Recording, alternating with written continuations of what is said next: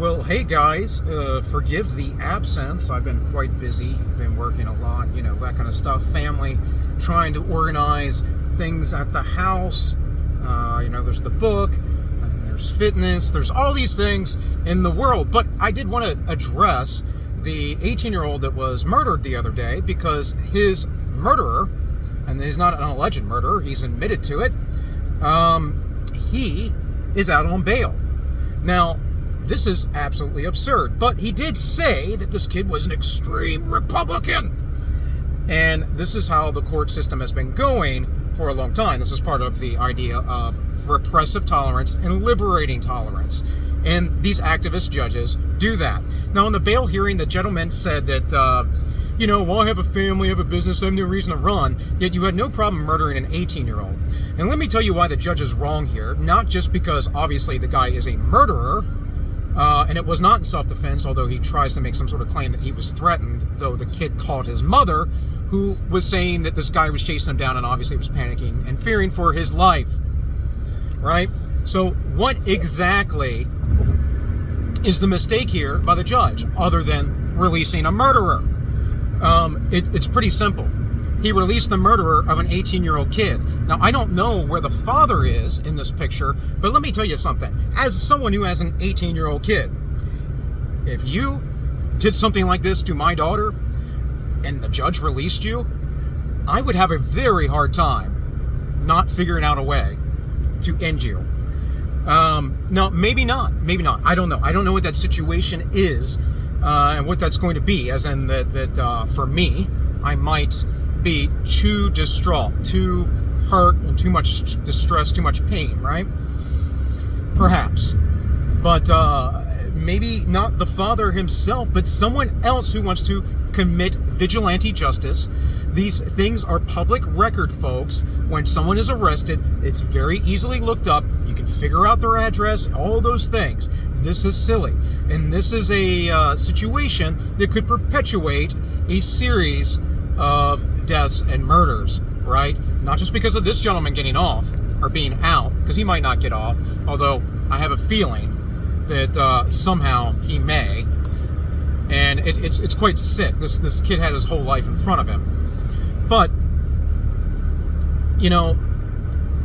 at some point, I keep pointing to this, somebody is going to snap. And I don't mean on the left, because the left snapped a long time ago. We know in Portland the other year, or Seattle, wherever it was, the one gentleman murdered a Patriot Prayer individual. And when that happened, what did he say? Well, he said he was going to kill me, and and I just had to end him. You know where I heard that before? I used to work in a jail for 13 years, in fact. And we had a gentleman who was he was a complete nutbag. He'd murdered somebody before. He had a roommate.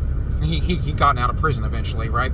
He had a roommate that he lived with, and he murdered him. Stabbed him in the chest 3 times, directly in the heart, with a steak knife, I believe, some sort of kitchen knife.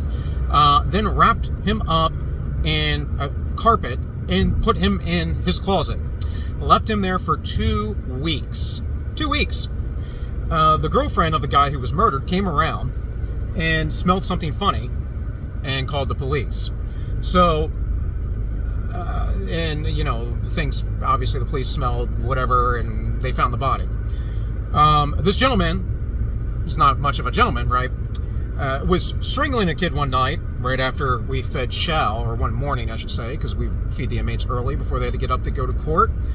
And, and I heard him going, and this strange, whatever. I go in, open the door, this kid stumbles out, face is, beet red, or purple, I should say, and he's gasping for breath. He's got all these veins popped out of his face, and this, the guy, the murderer who stabbed his roommate, is just standing there. And I'm like, turn around, cuff up. He does, he complies, no big deal. That kid that he strangled was okay, but he was literally a kid. He was like a 20-year-old kid locked up first time, gets put in with a psychopath, right? But guess what the psychopath said on both occasions? It was either him or me. I knew it. I knew I had to do it. Yeah. Well, unfortunately, our society, fortunately and unfortunately, because I don't like violence, but unfortunately, our society has bred weak men. Unfortunately, we have a lot of soy boys out there. Unfortunately, we had a lot of people who won't stand up to these things, and it's been done on purpose. And unfortunately, we have a lot of tyrannous police officers. And mind you, I worked in law enforcement. I can tell you, that's been long-standing, folks. I remember when West Virginia went to constitutional carry, and one of the guys I worked with told me, "Oh, don't you think that a bunch of people are going to kill each other?" And I'm like, "No." I'm like, "That's insane, dude. You're insane. Why don't you believe in the Constitution? How about that? You took an oath to uphold it." Another one told me, "I don't understand why Maryland has different laws from PA and West Virginia has different laws. Like, why do I have to wear a motorcycle helmet in PA, but I don't have to in Maryland? It should or vice versa. Sorry, I don't have to in Pennsylvania, but I have to in Maryland." Well, there's a reason for that, folks. There's a reason for that. Your individual right to dictate how you live in the area that you live. It's called federalism. He didn't believe it. No, it should all be one rule. It should all be the same. I said, well, so you want to live like the Europeans? I'm not talking about them. Okay, well, what's the difference? What's the difference with someone on the other side of the ocean versus someone on the other side of the country? What's the difference? But back to the psychopath. Back to this kid and the guy. This is someone who obviously... I don't know what's going to happen here. I hope that justice is served, but he should not be out walking on the street. And the judge made a very, very bad call. And perhaps that bad call was done on purpose, because as the Democrats continue to try to incite people on the right, Republicans, I'm not a Republican. I've been an independent. In West Virginia, actually, we can be unaffiliated, and I probably should switch to that completely, just unaffiliated, because it gives me more voting options, actually. But, I've been an independent for a very long time, although I lean towards the libertarians and the conservatives. But the Republicans are, a Democrat light, their Diet Coke. I don't know. There's something like that. The Republicans aren't the issue, although they're the ones demonized. It is the people who love freedom and the Constitution and the rule of law the way it was intended. It's people who want to be left alone, and that's the crux of this, because those of us who want to be left alone don't want to enact evil and violence on you, but there will be a point where you push it, and that is what they are trying to do. It is exactly what they are trying to do. And people will make poor decisions in this. And so I actually think that it would not be unheard of that this gentleman will be potentially harmed. And again, of course, he's not a gentleman. He killed an 18-year-old, folks. He killed an 18-year-old kid. That's absurd. I literally had somebody, for no reason, literally, the other week, tried to start a fight with me, and I just walked away. Called me every name in the book. It is what it is. It's, people do these things, and the guy had no idea, because I'm a little guy, that I have a lot of experience in violence, and that he probably would not have come out on top with that one. But that's the thing. That's what you have to do. You have to figure out the ways to solve these things peacefully.